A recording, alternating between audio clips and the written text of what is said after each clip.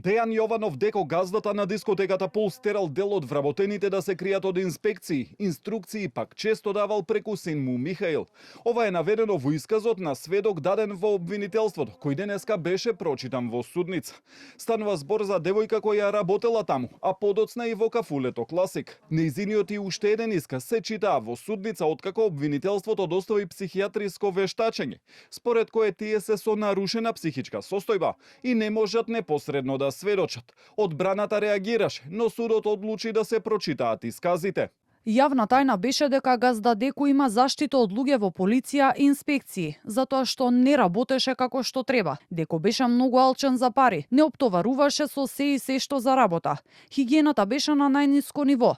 Во кафичот имаше мал простор каде се чуваше вино и имаше пукната цевка која не тераше да ја чистиме.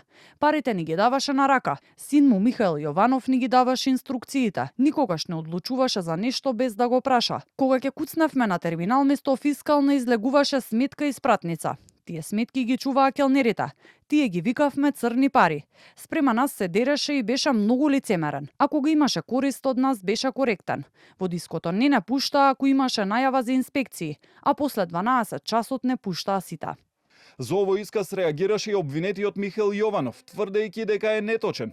Другото сведочење беше фокусирано на кобната ноќ. Во судница обвинителството презентираше и фотографии и видео снимки од Facebook профилот на групата ДНК, од претходни настапи во други дискотеки низ земјава. Посочуваше на користењето на пиротехниката, дека била поставувана пред настапите, а ја активирал сега почина член на бендот со далечински управувач.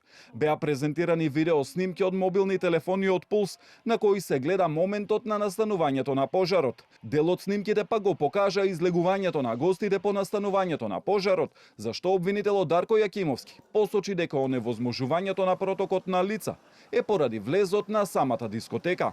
Судскиот процес за пожарот во дискотеката Пулс во Кочани, во кој што има 35 обвинети, е во доказна фаза. Следно рочиште за случајот е закажано за 20 мај, кога треба да продолжи со изведување на материјални докази предложени од обвинителството.